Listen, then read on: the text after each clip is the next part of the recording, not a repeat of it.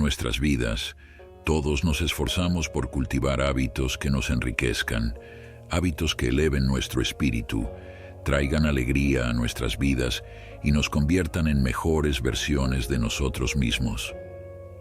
Así como existen hábitos que mejoran nuestra vida, también hay hábitos que pueden llevarnos por mal camino, alejándonos del sendero de la rectitud y del abrazo de nuestro amoroso Dios.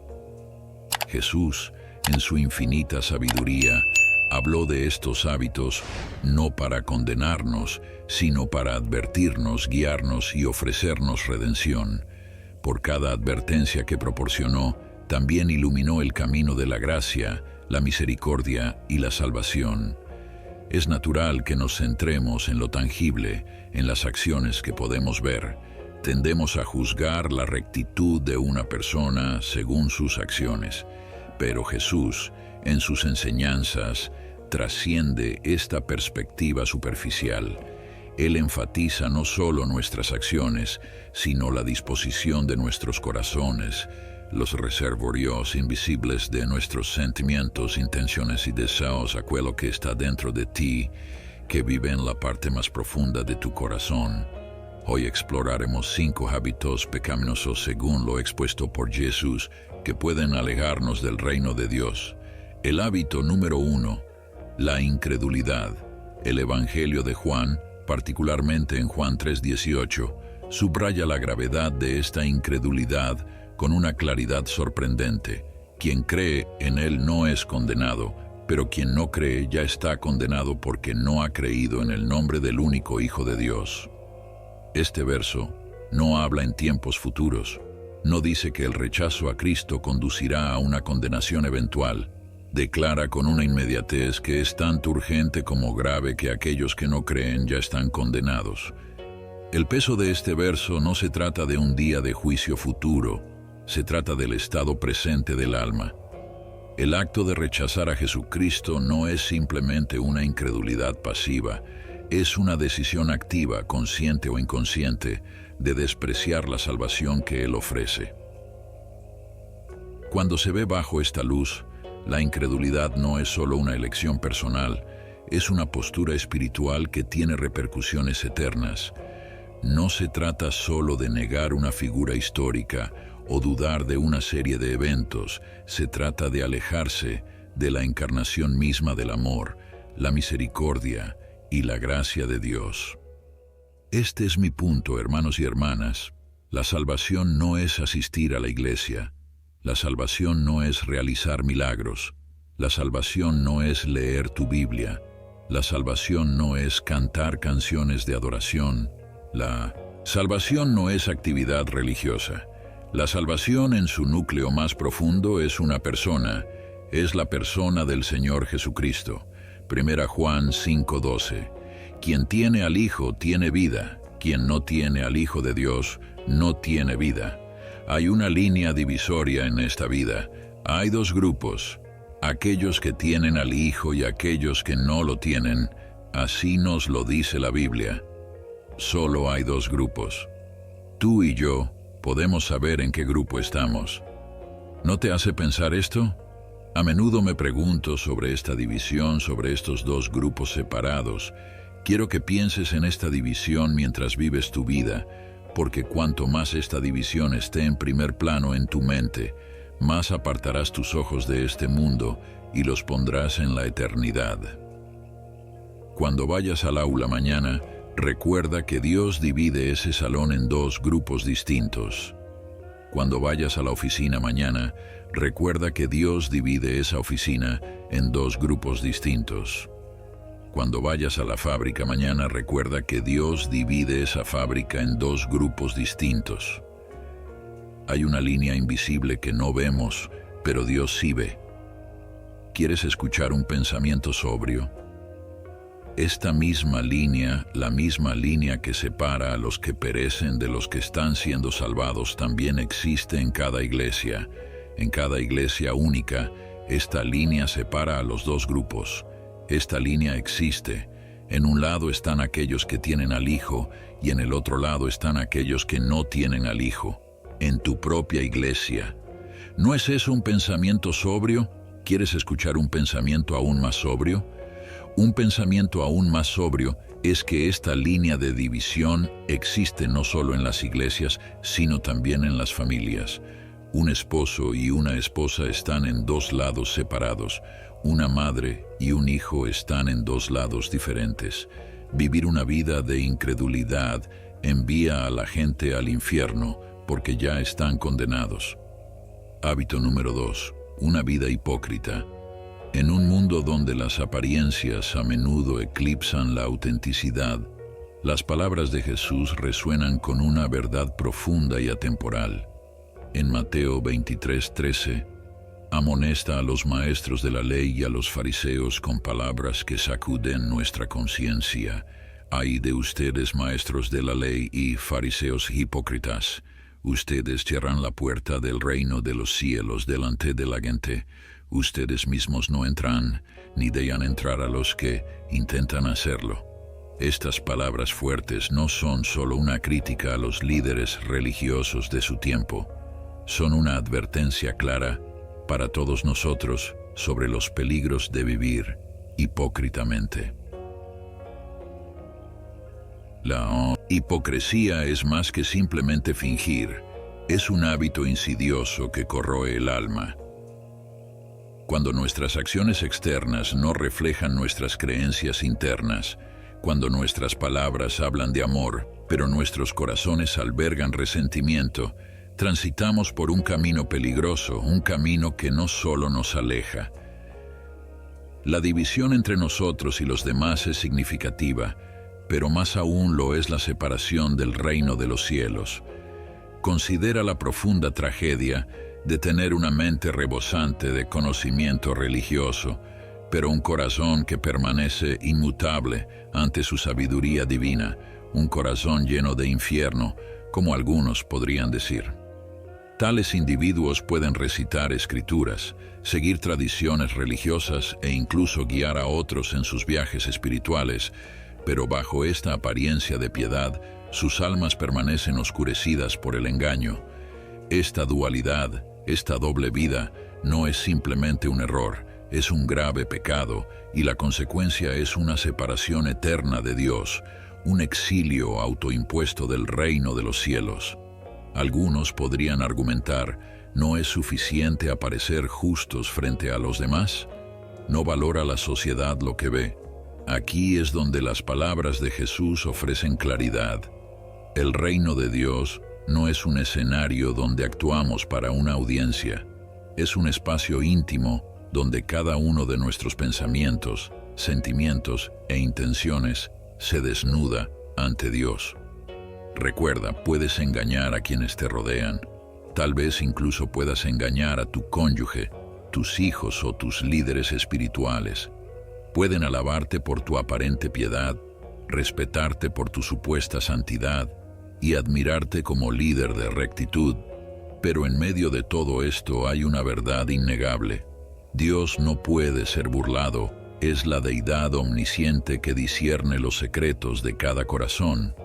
Como nos recuerda la Escritura, Él es el Dios que ve lo que se hace en secreto. Así que al reflexionar sobre nuestras vidas, examinemos sinceramente nuestros corazones. Avancemos más allá de los meros rituales y oraciones repetidas. Busquemos una relación genuina y sincera con Dios, una relación basada en confianza, autenticidad y fe inquebrantable. Vivir hipócritamente no se trata solo de engañar a los demás, se trata de traicionar nuestra propia alma, y en esta traición yace la tragedia desgarradora de cerrar la puerta al reino de los cielos, no solo para nosotros mismos, sino potencialmente para aquellos que nos admiran. Dejemos que esta realidad sobria guíe nuestros pasos, alejándonos de la sombra de la hipocresía y hacia la luz acogedora de la fe genuina. Rehúsa ser un hipócrita. Hábito número 3. El no perdonar. El perdón es una fuerza poderosa, libera cargas, sana heridas y une brechas. Pero más que todo eso, el perdón está en el núcleo mismo de nuestra relación con Dios. Jesús, en su profunda sabiduría, encapsuló esto en Mateo 6:15 al declarar: Pero si ustedes no perdonan a otros sus pecados, tampoco su Padre les perdonará a ustedes los suyos. El peso de estas palabras no puede ser subestimado. Esto no es solo un recordatorio pasajero o una sugerencia casual, es un mandato divino. A Dios le importa profundamente nuestra capacidad y disposición para perdonar, tanto que nuestra salvación y nuestra relación con Él dependen de ello. Esto debería provocar una seria introspección. ¿Con qué frecuencia hemos guardado rencores? ¿Con qué frecuencia hemos permitido que el sol se ponga en nuestra ira? Solo reflexiona por un momento.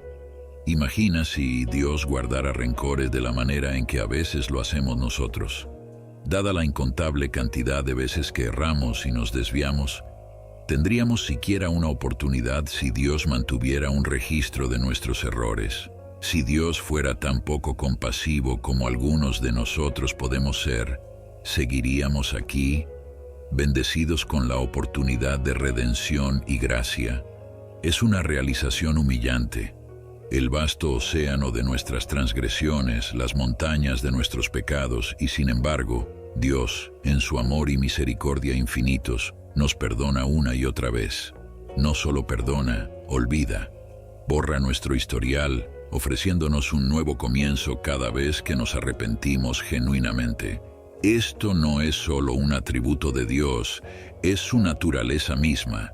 Dios es perdón, y al entender este perdón divino, encontramos la verdadera esencia de nuestra fe. Entonces, ¿por qué Dios le da tanta importancia a que perdonemos a los demás? Es porque aferrarse al rencor y albergar resentimiento revela un corazón que no ha comprendido genuinamente la gracia de Dios. Refleja un alma que no ha comprendido verdaderamente la profundidad del perdón de Dios, porque si realmente comprendiéramos la magnitud de la misericordia de Dios hacia nosotros, ¿cómo podríamos retener tal regalo de los demás? Jesús entrelaza intrincadamente nuestra capacidad para perdonar con nuestra recepción misma del perdón de Dios. No son actos separados e aislados, sino facetas profundamente conectadas de nuestro viaje espiritual. Albergar el resentimiento es poner un obstáculo en nuestra relación con Dios. En el esquema divino, el mandato de Dios de perdonar no se trata solo de rectificar nuestras relaciones terrenales, sino de alinear nuestros corazones con el suyo. Cada acto de perdón nos acerca más a Dios, un testimonio de nuestra comprensión de su amor por nosotros, y inversamente, cada rencor que guardamos nos aleja de su abrazo. En conclusión, mientras reflexionamos sobre nuestras vidas, nuestras relaciones y nuestra fe, seamos rápidos para perdonar, no solo porque es lo correcto, sino porque en el acto de perdonar nos acercamos al corazón de Dios. Recuerda que cuando liberamos las cargas del rencor y el resentimiento, no solo liberamos a los demás, sino que nos liberamos a nosotros mismos para experimentar plenamente el amor y el perdón ilimitados de nuestro Creador. Hábito en el Sermón del Monte, Jesús establece principios revolucionarios que reconfiguraron nuestra comprensión de la moralidad y la rectitud. Una de estas declaraciones profundas se captura en Mateo 5:22, donde Jesús advierte: «Pero yo les digo que todo el que esté enojado con su hermano será culpable ante el tribunal, y todo el que le diga imbécil a su hermano será culpable ante el Tribunal Supremo, y todo el que lo maldiga será condenado al fuego del infierno». A primera vista, esto puede parecer severo. ¿Por qué el mero enojo o llamar a alguien con un mal nombre serían recibidos con consecuencias tan graves? Pero aquí Jesús destaca profundamente que el reino de Dios no solo se preocupa por nuestras acciones externas, sino por la disposición de nuestros corazones. A lo largo de la historia, la mayoría ha reconocido el acto de matar como uno de los pecados más graves. Sin embargo, Jesús nos desafía a considerar que las semillas de tales actos, como el odio y el enojo, comienzan profundamente dentro de nuestros corazones. Antes de que se levante una mano en violencia, el corazón ya ha cometido el crimen. En su furia apasionada, el corazón que alberga enojo es, en esencia, un corazón que se ha distanciado del amor y la gracia de Dios.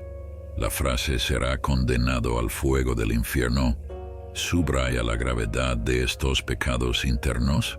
No se trata solo de enfrentar repercusiones terrenales, sino eternas. Sirve como un recordatorio contundente de que el enojo y el desprecio sin control pueden alejar el alma de Dios y su presencia y llevarla a peligros espirituales. Las enseñanzas de Jesús en este versículo fomentan una profunda introspección.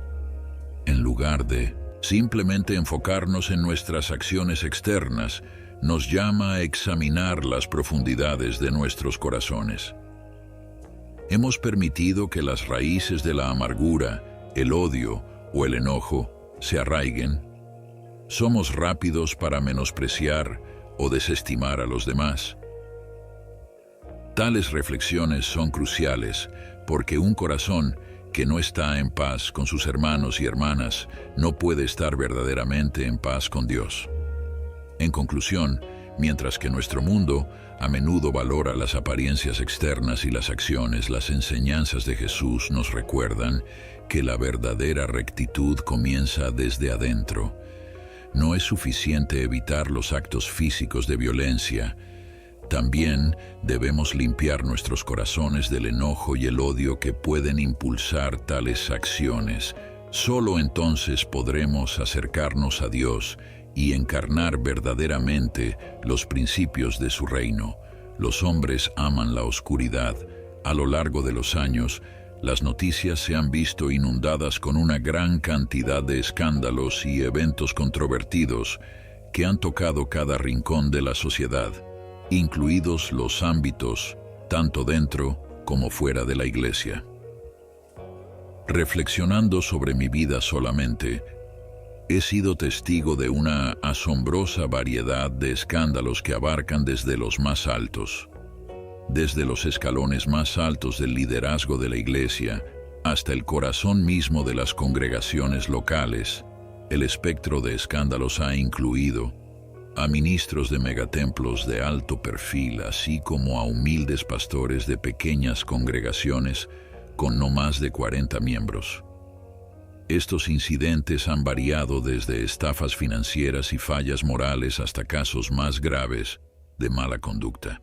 Más allá de las puertas de la iglesia, he sido testigo de una asombrosa variedad de escándalos en ámbitos políticos, con presidentes y funcionarios públicos llevando vidas dobles y envueltos en escándalos que conmocionan la conciencia pública.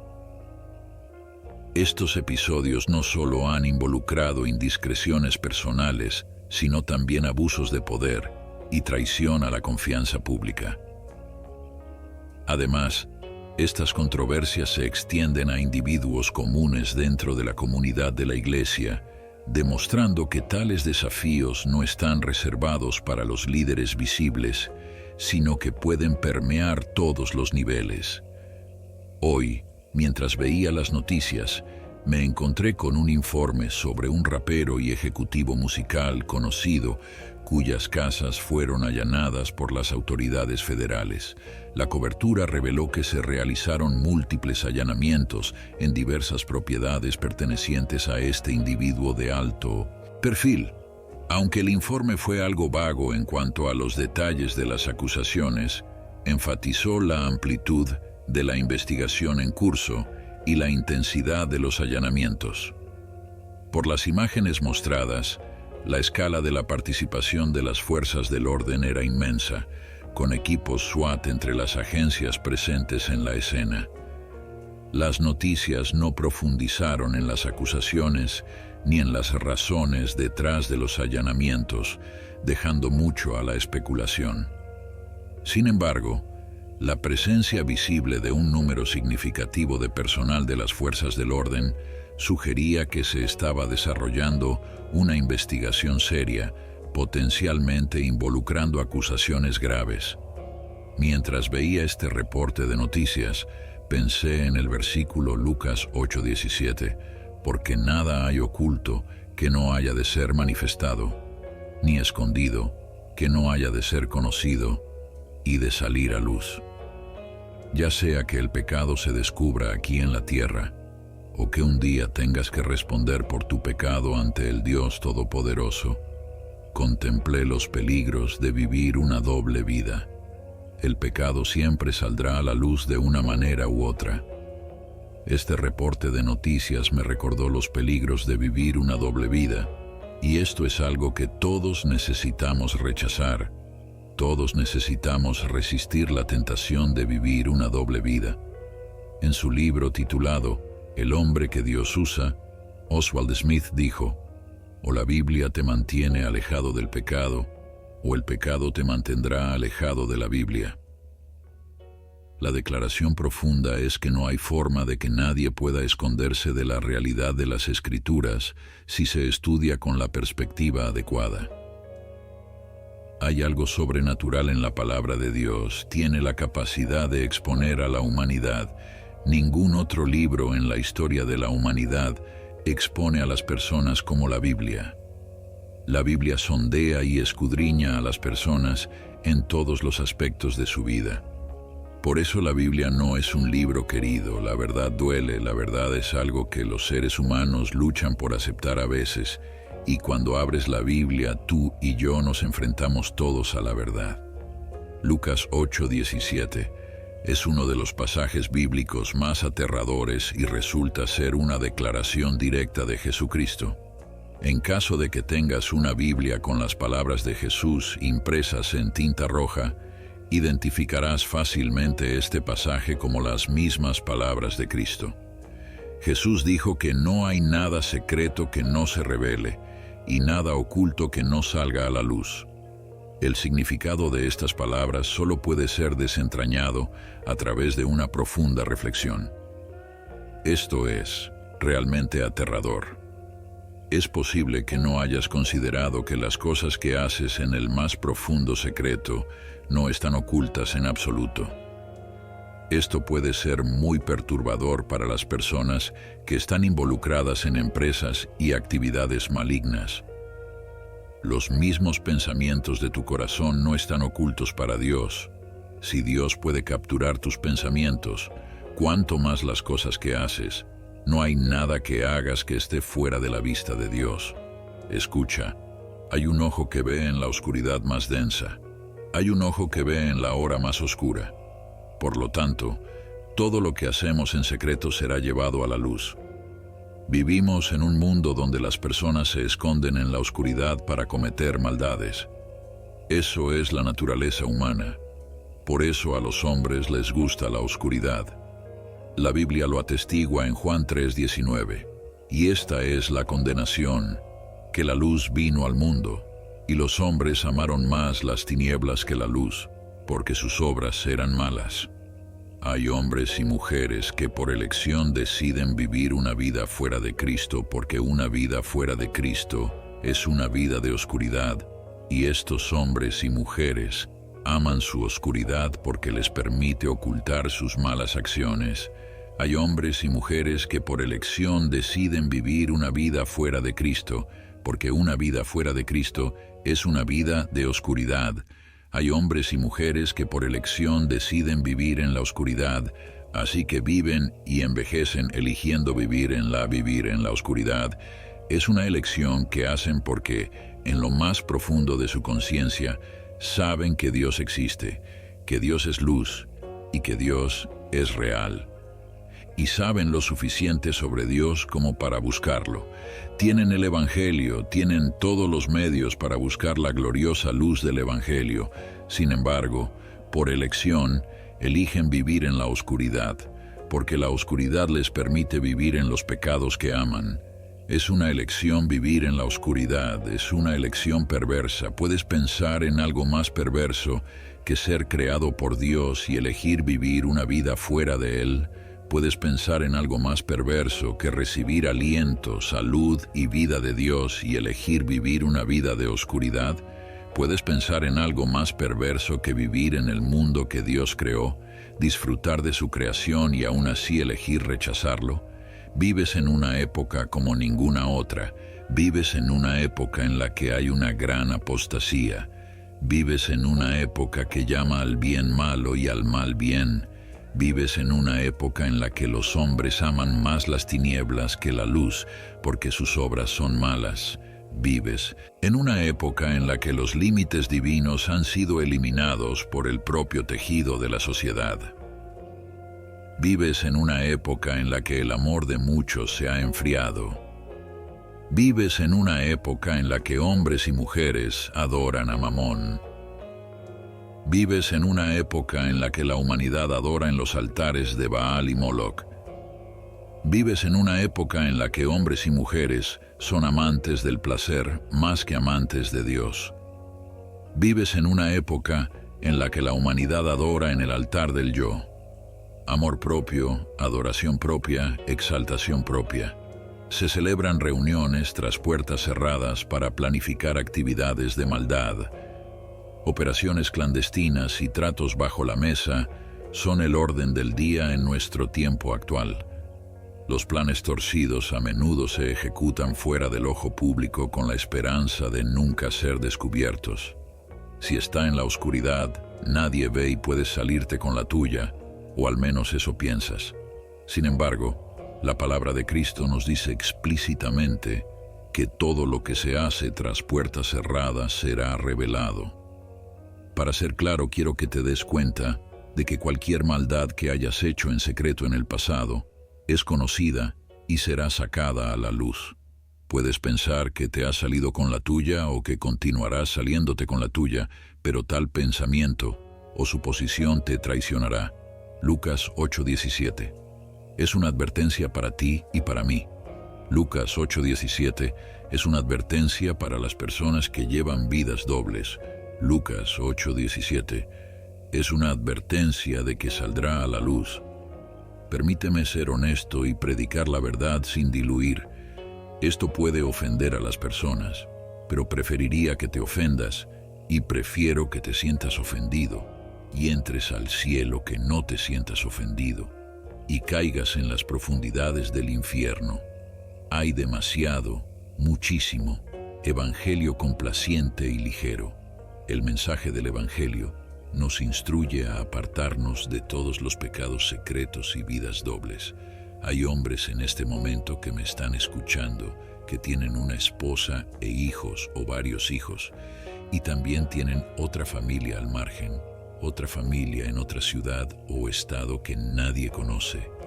Están viviendo una vida secreta, una vida doble, una vida de adulterio, y están engañando a su esposa y seres queridos, ocultando esta doble vida, ocultándola a sus amigos, ocultándola a su pastor.